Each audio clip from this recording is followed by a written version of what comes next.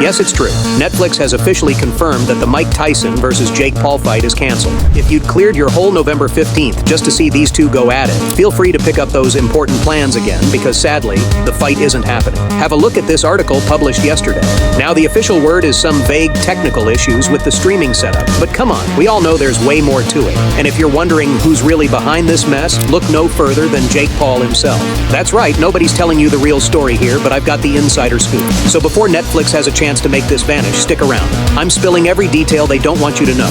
So, after months of anticipation, hype, and countless promises, they've gone and pushed the Mike Tyson versus Jake Paul fight back again. This was supposed to be the ultimate showdown on November 15th. Tickets were sold, flights booked, watch parties planned, and now, fans are left with nothing but frustration and maybe a calendar free for the next few months. They're saying this thing could be delayed till late December or even next year. Jake Paul's dead. He's dead. He's not gonna make it.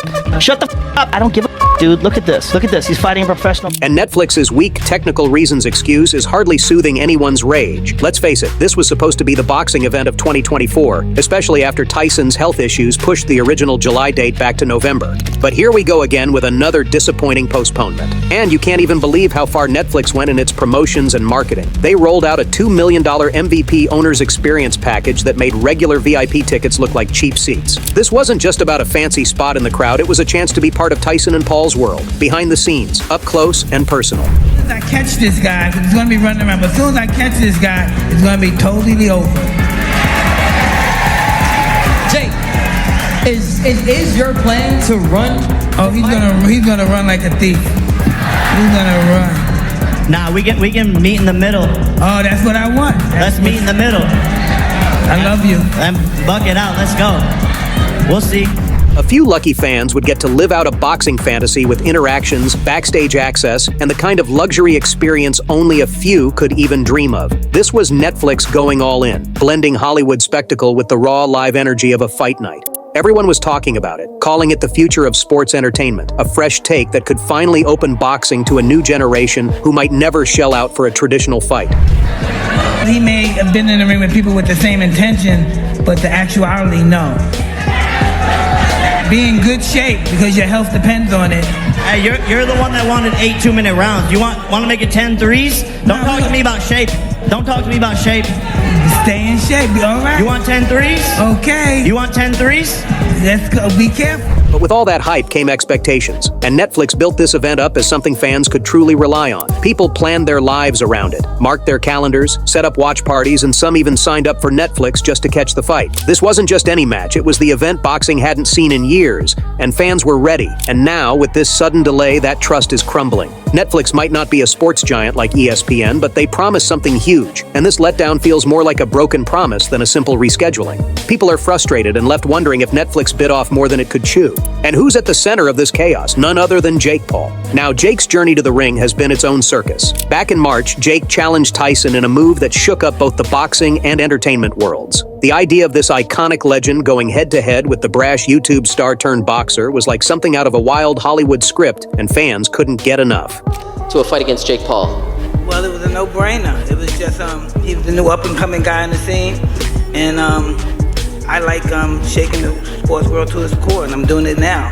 It's just something I want to do. Tyson's fans saw it as a chance to watch their hero in action again, while Jake's fans were psyched to see him take on a real legend. But here's where it gets messy. Jake's unpredictable nature started to rear its head as the months rolled by. Originally set for July, the fight was pushed to November thanks to disputes, delays, and personal issues on Jake's end. And now, we're back at square one with another postponement. Jake's reputation for drama and unpredictability is no secret. His brand practically feeds off his habit of stirring up chaos, calling people out, and keeping everyone talking. But for boxing purists, this is exhausting. Every delay just adds to the feeling that Jake's not taking any of this seriously. It's ironic because this fight could have been a career-defining moment, a chance for him to prove he's more than just a media personality. There's a part of me that looks at that and goes, Mike, you can't turn that down.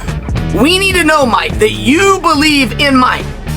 We need to know that you're out there to beat this man, to damage this man, to stop this man, like old, ferocious Mike Tyson would do. We've got to know it's not a cash grab. Instead, every reschedule, every last-minute drama makes it seem like he's just using the sport as a stage for his own theatrics. Now, if you're wondering what's really causing all this chaos, here's the juicy part.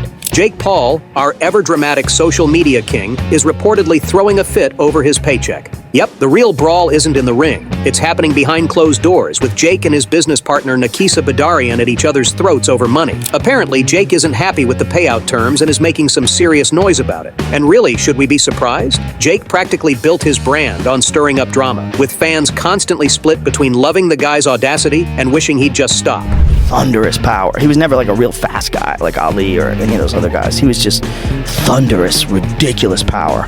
George was just terrifying. But here's the kicker. Netflix isn't exactly giving out the details, but our insider sources revealed Jake's so upset over his cut that he's actually considering walking away entirely. Can you believe it? Tyson's out here, a boxing legend in his late 50s, putting in every ounce of effort to stay in peak form, while Jake's off causing a scene over cash. Hardcore fans are fuming, feeling like Jake's toying with the event they've been hyped for all year. And honestly, with this latest stunt, even his most loyal supporters might be at their breaking point. This Tyson versus Jake Paul fight was supposed to be a game changer. Netflix's grand entrance into live sports, a historic clash between a living legend and a YouTube star, all set for November 15th. No pay-per-view nonsense, just a front row seat for any Netflix subscriber. You think that Mike Tyson, I think, well, how old, 58? You think that Mike Tyson couldn't beat Tommy Fury's right now? You're wrong.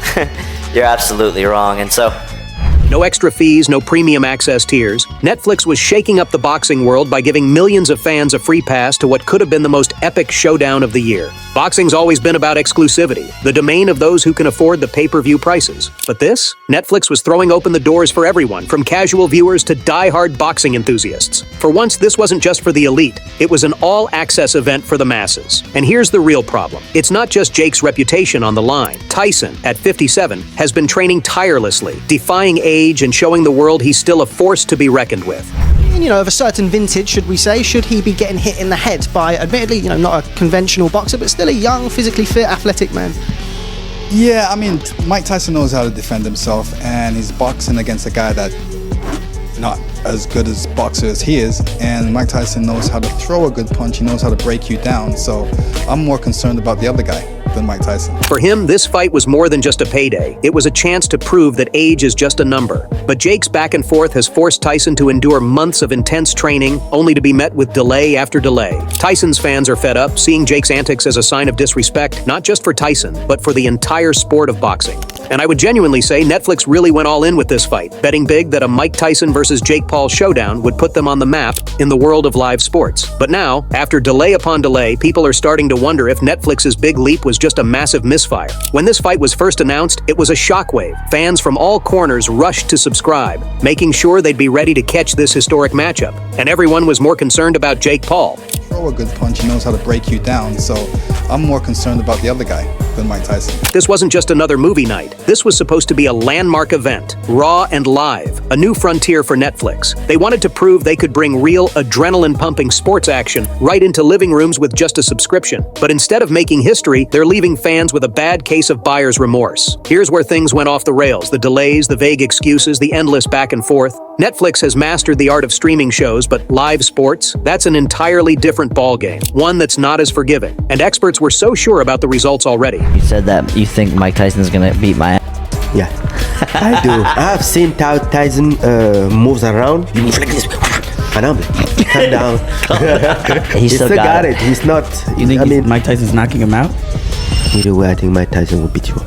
Damn, so we better enjoy our time with you while we got it, brother. Hey, bro, it's been good, y'all. Fans are left questioning if Netflix is even ready for this space or if they bit off way more than they could chew. Sure, Netflix knows how to launch the next binge-worthy series, but sports fans aren't interested in cliffhangers. They want consistency, commitment, and a fight that actually happens when it's promised. And to make things even messier, Netflix banked heavily on Jake Paul's wild reputation to keep everyone hooked. But that gamble is backfiring big time. Fans are fed up with the drama and delays. This isn't YouTube, where a delay here or there is just shrugged off. This is boxing. People expect the schedule to be honored. And I come back again, a guy who's 24, fighting a guy who's fucking 56. I'm like, it's a fucking joke.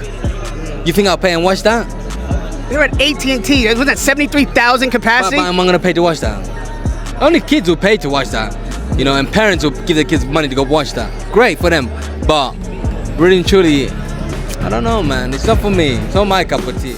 Right now, the real question isn't even if Tyson and Paul will ever meet in the ring, it's whether Netflix can salvage its reputation. They set out to disrupt the pay-per-view model, but instead, they're disrupting fans' trust. And in the sports world, that's the one thing you don't mess with. Netflix's ambitions here weren't small. This was supposed to be their grand entrance into sports, a chance to show they could go head-to-head with the heavyweights of broadcasting. But with each delay, fans are losing faith. What started as a revolutionary idea, streaming a high-stakes fight at no extra cost, now just feels like a shaky experiment. Instead of establishing a loyal new sports audience, Netflix is alienating the exact fan base they hope to win over. They need to make a move, and fast, or they'll be remembered not for the fight, but for this endless fiasco. You know, let the legend, and on top of that, Mike Tyson smoking weed every day. You know, I'm like, I'm like, come on. Is this what boxing has come to now? Yeah, apparently, yeah. Yeah, this is what boxing's come to. So basically, everybody who's worked hard, like young fighters coming up now. And let's not forget, the whole boxing world is watching this train wreck. This fight was supposed to be a turning point for the sport, a golden opportunity to bring in fresh viewers and maybe even revitalize boxing for a new generation. Promoters, athletes, fans. Everyone saw this as a huge deal. This wasn't just about Tyson and Paul. This was about taking boxing to the next level, breaking out of its niche and into the mainstream. But now, instead of a new era, the only thing people feel is disappointment. The hype, the months of build-up, the painstaking promotion, it's all fading away as fans and fighters alike are left waiting, with no clear end in sight. The real tragedy here is that boxing stood to benefit massively from this fight. Jake Paul, love him or hate him, has a fan base that could have brought new eyes to the sport. His young followers might not have been traditional boxing fans, but a match against a legend like Tyson could have turned them into lifelong fans. Just have a look what Ryan Garcia has to say. I like Jake. That's it. You think he's doing a good job? Yes. What do you think about the Tyson fight that he just announced? That's awesome. Yeah, dude. Try to fight Tyson. If he knocks you out, but at least you fought Tyson. That's cool. At this point, I think Tyson's 58, right? Well, that's not okay. You know, he's like 60 years old. But how much of his power do you think he lost? Do you think it's still Mike Tyson? I think like that's the last thing to go. Instead, with every delay, every tantrum, Jake's making people doubt whether he's serious about this sport at all. What was supposed to be a bridge to a new audience now just feels like a publicity stunt. And that doesn't look good for boxing's future, especially if new fans start to feel like they're being strung along. Traditional boxing promoters, they're furious, and who can blame them? They've spent years building boxing's reputation, making sure that when the big fights are announced, they actually happen on time. Now they're watching as boxing risks being turned into a circus. Promoters are openly criticizing Jake and Netflix, saying all this drama is dragging boxing's image through the mud. They argue that if every headline fight is going to come with this kind of uncertainty, it won't take long before even diehard fans start losing interest. These delays aren't just an inconvenience for Jake or Netflix, they're damaging the entire image of boxing. This fight was supposed to bridge the gap between traditional boxing fans and the next generation of streaming viewers. But now, it's making boxing look chaotic and unreliable.